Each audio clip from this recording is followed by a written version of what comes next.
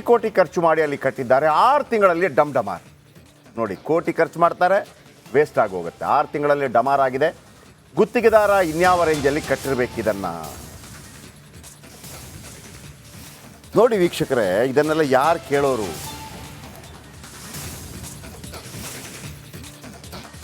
ಒಂದು ಬ್ರಿಡ್ಜು ಕಟ್ಟಿ 6 ತಿಂಗಳಾಗಿಲ್ಲ, ಬಿದ್ದೋಗಿದೆ. ಹೊಸ ಬ್ರಿಡ್ಜು ಕೋಟಿ ಖರ್ಚು ಮಾಡಿದ್ದಾರೆ, ಬಿದ್ದೋಗಿದೆ. ಯಾರಿಲ್ಲ ಕೇಳೋಕ್ಕೆ, ಪ್ರೊಟೆಸ್ಟ್ ಮಾಡೋಕ್ಕೆ ಯಾರಿಲ್ಲ. ಜಾತಿ ಇದ್ದರೆ ಬರ್ತಿದ್ರು, ಬೇರೆ ಏನಾದರೂ ಲಾಭ ಆದರೆ ಬರ್ತಿದ್ರು. ಜನರ ದುಡ್ಡು ಜನರಿಗೆ ಬೇಕಿರುವಂಥದ್ದು. ನೋಡಿ, ಇದು ಕೋಟಿ ಕೋಟಿ ಖರ್ಚು ಮಾಡಿ ಕಟ್ಟಿದ್ರು. 6 ತಿಂಗಳ ಹಿಂದೆ ಕಟ್ಟಿದ್ದು ಹೊಗೆ ಹಾಕಿಸ್ಕೊಂಡಿದೆ. ಇದೀಗ ಯಾರ್ದೋ ದುಡ್ಡು ಎಲ್ಲಮ್ಮನ ಜಾತ್ರೆ ಆಗಿ ಹೋಗಿದೆ. ಅಷ್ಟಕ್ಕೂ ಈ ಬ್ರಿಡ್ಜ್ ಎಷ್ಟು ಕೋಟಿಯಲ್ಲಿ ಕಟ್ಟಿದ್ರು, ಏನಾಯಿತು, ಬನ್ನಿ ನೋಡೋಣ ಈ ಸ್ಟೋರಿ.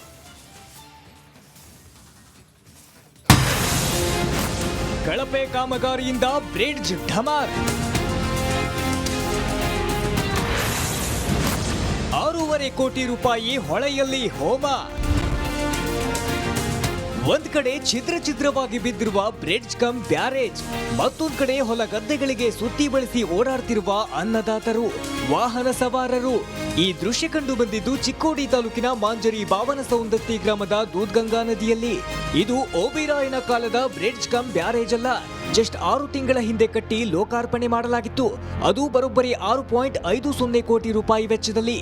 ಇದೀಗ ಕಳಪೆ ಕಾಮಗಾರಿಯಿಂದ ಇಡೀ ಸೇತುವೆಯೇ ನೆಲಸಮವಾಗಿದೆ. ಬೆಳಗಾವಿ, ಚಿಕ್ಕೋಡಿ ಹಾಗೂ ರಾಯಬಾಗ ತಾಲೂಕಿನ 16 ಹಳ್ಳಿಗಳಿಗೆ ಅನುಕೂಲವಾಗಿದ್ದ ಸೇತುವೆ ಇದು. ದೂದ್ಗಂಗಾ ನದಿ ಲಘು ಪ್ರವಾಹದಿಂದ ಕೊಚ್ಚಿ ಹೋದ ಸೇತುವೆಯಿಂದ ಜನ ಹೈರಾಣಾಗಿದ್ದಾರೆ. ಸುತ್ತಿ ಬಳಸಿ ತಮ್ಮ ಜಮೀನುಗಳಿಗೆ ತೆರಳಬೇಕಾದ ಪರಿಸ್ಥಿತಿ ಬಂದಿದೆ. ಏನಾದ್ರೂ ಆರೋಗ್ಯ ಸಮಸ್ಯೆ ಬಂದ್ರೆ ದೇವರೇ ಗತಿ ಅಂತಿದ್ದಾರೆ ಗ್ರಾಮಸ್ಥರು. ರಾಜ್ಯ ಸರ್ಕಾರದ ಸಣ್ಣ ನೀರಾವರಿ ಇಲಾಖೆಯಿಂದ ಹೋದ ವರ್ಷ ಸುಮಾರು 6.5 ಕೋಟಿ ರೂಪಾಯಿ ಖರ್ಚು ಮಾಡಿ ಮಾಂಜರಿ ಮತ್ತು ರಾಯಬಾಗ ತಾಲೂಕಿನ ಬಾವನ ಸೌದತ್ತಿ ನೋಡೋಕೆ ಬ್ರಿಡ್ಜ್ ಕಮ್ ಬ್ಯಾರೇಜ್ ಕಟ್ಟಿರು. ಆದರೆ ಈ ವರ್ಷ ಕೃಷ್ಣಾ ನದಿ ಪ್ರವಾಹ ಬರೋಣ ಎಲ್ಲನ ಕೊಚ್ಚೋಗಿತ್ತು. ಇಷ್ಟು ಕಳಪೆ ಕಾಮಗಾರಿ ಮಾಡಿದಂದ್ರೆ ಮೊದಲೇ ಪ್ರವಾಹಕ್ಕೆ ಎಲ್ಲ ಕೊಚ್ಚೋಗಿತ್ತು. ಅಂದ್ರೆ ಹೆಂಗೆ ನಿಲ್ಲೋದ್ರಿ ಅದ ಬ್ರಿಡ್ಜ ಎಲ್ಲ ಕೊಚ್ಚೋಗಿತ್ತಂದ್ರೆ ಈಗ ನಮ್ಗೆ ಹೋಗಕ್ಕೆ ದಾರಿ ಇರಲಿಲ್ಲ.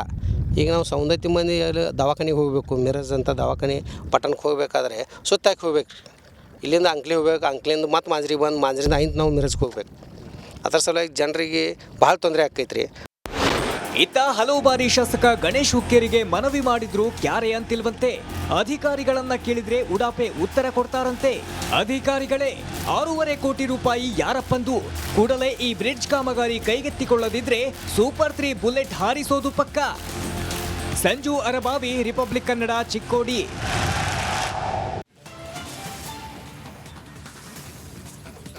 6.5 ಕೋಟಿಯಲ್ಲಿ 6 ತಿಂಗಳಲ್ಲಿ ಕಟ್ಟಿದ್ದಾರೆ. 6.5 ಕೋಟಿ ಖರ್ಚು ಮಾಡಿದ್ದಾರೆ, 6 ತಿಂಗಳಲ್ಲಿ ಬಿದ್ದೋಗ್ಬಿಟ್ಟಿದೆ. ಯಾರು ಕೇಳೋರು? ಯಾರಾದರೂ ಪ್ರೊಟೆಸ್ಟ್ ಮಾಡಿದ್ರಾ? ಅಲ್ಲಿಗೆ ಬಂದು ನಿಂತ್ರಾ? ಯಾರಿಲ್ಲ. ಯಾಕೆಂದರೆ ಅವನು ತಿಂದಿರ್ತಾನೆ, ಇವನು ತಿಂದಿರ್ತಾನೆ. ಹಾಗಾದರೆ ನಾವು ಬಿಡ್ತೀವಾ? ಯಾರು ಸಂಬಂಧಪಟ್ಟು ನೋಡಿ, ಈ ಥರ ಬಿದ್ದೋಗಿದೆ. ಕೇವಲ 6 ತಿಂಗಳಲ್ಲಿ ಈ ಥರ ಬಿದ್ದೋಗಿದೆ ಅಂತಂದರೆ 6.5 ಕೋಟಿ. ಯಾಕೆ ಒಬ್ಬ ರಾಜಕಾರಣಿ ಬರಲಿಲ್ಲ? ಅಲ್ಲೊಬ್ಬ ರಾಜಕಾರಣಿ ತಿರ್ತಾನಲ್ವಾ, ಆಡಳಿತ ಪಕ್ಷ ವಿರೋಧ ಪಕ್ಷ ಅಂತಿರುತ್ತಲ್ವಾ, ಯಾಕೆ ಒಬ್ಬರು ಪ್ರೊಟೆಸ್ಟ್ ಮಾಡಿಲ್ಲ? ಯಾರೆಲ್ಲ ಸಂಬಂಧಪಟ್ಟವ್ರು ನೋಡಿ. ಎಸ್ ನ್ಯಾಮೇಗೌಡರು PDO, ಪ್ರವೀಣ್ ಪಾಟೀಲ್ ಜೆಸ್ಕಾಂ AEE. ಈ ಕ್ಷಣ ಇದರ ಬಗ್ಗೆ ನೀವು ಗಮನ ಹರಿಸಿಲ್ಲ ಅಂದರೆ ನೀವು ಇರಬೇಕಾ ಬಿಡಬೇಕಾ ಡಿಸೈಡ್ ಮಾಡಿ. ಮೊಹಮ್ಮದ್ ರೋಷನ್ ಜಿಲ್ಲಾಧಿಕಾರಿಗಳು, ಗಣೇಶ್ ಹುಕ್ಕೇರಿ ಶಾಸಕರು, ಪ್ರಿಯಾಂಕಾ ಜಾರಕಿಹೊಳಿ ಸಂಸದರು, ಸತೀಶ್ ಜಾರಕಿಹೊಳಿ ಸಚಿವರು. ಆಸ್ಪತ್ರೆಗೆ ಹೋಗಲು ರೋಗಿಗಳು, ವೃದ್ಧರ ಪರದಾಟ ಇದೆ. ಕಳಪೆ ಕಾಮಗಾರಿಯಿಂದ ಇಡೀ ಸೇತು ನೆಲಸಮವಾಗಿದೆ. 6.5 ಕೋಟಿ ಯಾರು ತಿಂದ್ರಿ ದುಡ್ಡು ಗೊತ್ತಾಗಬೇಕು ನಮಗೆ.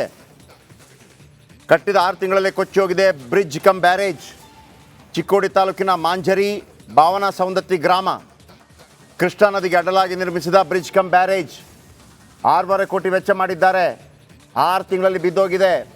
ಯಾರು ಹೊಣೆ? ಕಳಪೆ ಕಾಮಗಾರಿಯಿಂದ ಇಡೀ ಸೇತುವೆ ನೆಲಸಮವಾಗಿದೆ. ಸುತ್ತಿ ಬಳಸಿ ತಮ್ಮ ಜಮೀನುಗಳಿಗೆ ತೆರಳಬೇಕಾದ ಪರಿಸ್ಥಿತಿ ಇದೆ. ಬನ್ನಿ, ರಿಪೋರ್ಟರ್ ಸಂಜು ಅರಬಾವಿ ಇದರ ಬಗ್ಗೆ ಹೆಚ್ಚಿನ ಮಾಹಿತಿ ಕೊಡ್ತಾರೆ. Sanju Arabavi, over to you. Jayaprakash Shetty, ಏನಂತಂದ್ರೆ ಬೆಳಗಾವಿಯನ್ನ ಸಪ್ತ ನದಿಗಳ ನಾಡು ಅಂತ ಕರೀತಾರೆ. ಅಂತಂದ್ರೆ ಏನು ಇಲ್ಲಿ ಇರ್ತಕ್ಕಂತಹ ನದಿಗಳು ವರ್ಷದ 9 ತಿಂಗಳು ಸಹ ಏನು ಅಂದ್ರೆ ಹರಿತಾ ಇರತಕ್ಕಂಥದ್ದು. ಅಷ್ಟೇ ಅಲ್ಲದೆ ಏನು ಮಹಾರಾಷ್ಟ್ರದ ಏನು ಕೊಂಕಣ ಭಾಗದಲ್ಲಿ ಒಂದು ಚಿಕ್ಕೋಡಿ ಆಗಿರ್ಬೋದು, ಈ ಭಾಗ ಬರೋದ್ರಿಂದ ನದಿಗಳಿಗೆ ಪ್ರಮುಖವಾದಂತಹ ಬ್ರಿಡ್ಜ್ ಕಮ್ ಬ್ಯಾರೇಜ್ಗಳು ಬಹಳ ಅವಶ್ಯಕತೆ ಆಗಿರುತ್ತೆ. ಏನು ಬಾವನಸವದತ್ತಿಯಲ್ಲಿ ನಿರ್ಮಾಣ ಮಾಡಿರ್ತಕ್ಕಂತಹ ಸಣ್ಣ ನೀರಾವರಿ ಇಲಾಖೆಯಲ್ಲಿ ಸುಮಾರು 6.50 ಕೋಟಿ ರೂಪಾಯಿ ವೆಚ್ಚದಲ್ಲಿ ಈ ಒಂದು ಬ್ರಿಡ್ಜ್ ಕಮ್ ಬ್ಯಾರೇಜ್ ಅನ್ನ ನಿರ್ಮಾಣ ಮಾಡ್ತಾರೆ. ಈ ಬ್ರಿಡ್ಜ್ ಕಮ್ ಬ್ಯಾರೇಜ್ ಅನ್ನ ನಿರ್ಮಾಣ ಮಾಡಿರೋದು ಯಾವ ರೀತಿ ಆಗಿದೆ ಅಂತಂದ್ರೆ ನೀರಿನಲ್ಲಿ ಹೋಮ ಮಾಡಿದಂತ ಪರಿಸ್ಥಿತಿ ಆಗಿದೆ.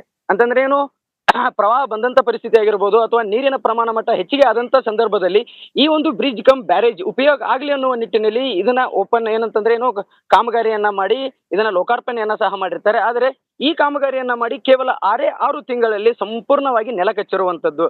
ಅಂತಂದ್ರೆ ನೀವೇ ವಿಚಾರ ಮಾಡಿ ಎಷ್ಟು ಕಳಪೆ ಮಟ್ಟದ ಇಲ್ಲಿ ವಸ್ತುಗಳನ್ನ ಯೂಸ್ ಮಾಡಿ ಈ ಒಂದು ಕಟ್ಟಡವನ್ನ ಕಟ್ಟಿರ್ತಕ್ಕಂಥದ್ದು. ಇದಕ್ಕೆ ಇಲ್ಲಿರ್ತಕ್ಕಂಥ ಸಾರ್ವಜನಿಕರು ಸಹ ತುಂಬಾ ಆಕ್ರೋಶವನ್ನ ವ್ಯಕ್ತಪಡಿಸ್ತಾ ಇದ್ದಾರೆ. ಈ ಒಂದು ಬ್ರಿಡ್ಜ್ ಇರೋದ್ರಿಂದ ನಮಗೆ ಸುಮಾರು 3 ರಿಂದ 4 ಕಿಲೋಮೀಟರ್ ಸಮೀಪ ಆಗ್ತಾ ಇತ್ತು. ಈಗ ನಾವು ಸುಮಾರು 5 ರಿಂದ 6 ಗ್ರಾಮಗಳನ್ನ ಸುತ್ತಕೊಂಡು ಮಾಂಜ್ರಿಗೆ ಬರಬೇಕು. ಅಂತಂದ್ರೆ ಏನು ಒಳಗಡೆ ಇರ್ತಕ್ಕಂತಹ ಎಲ್ಲ ಕುಗ್ರಾಮಗಳು ಅಲ್ಲಿ ಯಾವುದೇ ರೀತಿಯಾದಂತಹ ಮೂಲಭೂತ ಸೌಕರ್ಯಗಳಿರುವುದಿಲ್ಲ. ಅಂತಂದ್ರೆ ಮೇನ್ ಮಾಂಜ್ರಿಗೆ ಬರಬೇಕಾದಂದ್ರೆ ಒಂದು ಆಸ್ಪತ್ರೆ ವ್ಯವಸ್ಥೆ ಬೇಕಾದ್ರೂ ಸಹ ಮಾಂಜ್ರಿಗೆ ಬಂದು ಅಲ್ಲಿ ಆಸ್ಪತ್ರೆಗೆ ತೋರಿಸ್ಕೊಳ್ಬೇಕಾಗತ್ತೆ. ಇಂಥ ಸಂದರ್ಭದಲ್ಲಿಯೂ ಸಹ ನಾವು 10 ರಿಂದ 12 ಕಿಲೋಮೀಟರ್ ಅಂತಂದ್ರೆ ಏನು ಜಾಸ್ತಿ ಸುತ್ತಾಗಿ ಅಲ್ಲಿ ಹೋಗ್ಬೇಕಾದಂತಹ ಪರಿಸ್ಥಿತಿ ಇದೆ. ಅಷ್ಟೇ ಅಲ್ಲದೆ ಈ ಸಂಪೂರ್ಣವಾಗಿ ಇದೊಂದು 6 crore ಏನು 6.50 ಕೋಟಿ ವೆಚ್ಚದಲ್ಲಿ ಏನ್ ನಿರ್ಮಾಣ ಮಾಡಿದ್ದಾರೆ ಕೇವಲ 6 ತಿಂಗಳಲ್ಲಿ ಸಂಪೂರ್ಣವಾಗಿ ನೆಲ ಕಚ್ಚಿರುವಂತದ್ದು. ಪಶ್ಚಿಮ ಘಟ್ಟಗಳಲ್ಲಿ ಅತಿಯಾದ ಮಳೆ ಸುರಿತು ಅಂತಂದ್ರೆ ನಮ್ ಕಡೆ ಮಳೆ ಸುರಿಲಿಲ್ಲ ಅಂದ್ರೂ ಸಹ ಪಶ್ಚಿಮ ಘಟ್ಟಗಳಲ್ಲಿ ಅತಿಯಾಗಿ ಮಳೆ ಸುರಿತಂತ ಇಲ್ಲಿರ್ತಕ್ಕಂತಹ ಸಪ್ತ ನದಿಗಳು ಸಹ ತುಂಬಿ ತೊಳಗ್ತವೆ. ಆ ಸಂದರ್ಭದಲ್ಲಿಯೂ ಸಹ ಈ ಒಂದು ಏನು ಬ್ರಿಡ್ಜ್ ಕಮ್ ಬ್ಯಾರೇಜ್ ಯಾವುದೇ ರೀತಿಯಾದಂತಹ ಉಪಯೋಗಕ್ಕೆ ಬಾರದಂತಹ ಪರಿಸ್ಥಿತಿ ನಿರ್ಮಾಣವಾಗಿರುವಂತದ್ದು. ಜೆ ಪಿ ಸರ್, ಓಕೆ ನೋಡಿ, 6.5 ಕೋಟಿ ವೆಚ್ಚದಲ್ಲಿ ನಿರ್ಮಾಣ ಮಾಡಿರುವಂಥದ್ದು 6 ತಿಂಗಳಲ್ಲಿ ಬಿದ್ದೋಗಿದೆ. ಯಾರನ್ನು ಕೇಳಬೇಕು ಸರ್ ಇದನ್ನು? ಎಸ್ ನ್ಯಾಮೇಗೌಡರು PDO ಇದಕ್ಕೆ ಉತ್ತರ ಕೊಡಬೇಕು ನೀವು. ಪ್ರವೀಣ್ ಪಾಟೀಲ್ ಜಸ್ಕಾಂ AEE, ಮೊಹಮ್ಮದ್ ರೋಷನ್ ಜಿಲ್ಲಾಧಿಕಾರಿಗಳು, ಗಣೇಶ್ ಹುಕ್ಕೇರಿ ಶಾಸಕರು, ಪ್ರಿಯಾಂಕಾ ಜಾರಕಿಹೊಳಿ ಸಂಸದರು, ಸತೀಶ್ ಜಾರಕಿಹೊಳಿ ಸಚಿವರು.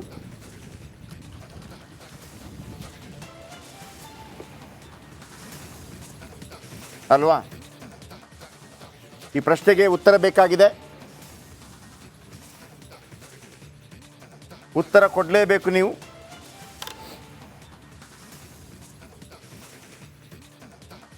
ನಾಳೆ ಸೂಪರ್ 3 ಮತ್ತೆ ಸಿಗೋಣ. ನಮಸ್ಕಾರ. ಬಟ್ ಇದನ್ನು ಫಾಲೋ ಅಪ್ ಮಾಡೇ ಮಾಡ್ತೀವಿ ನಾವು. Thank you.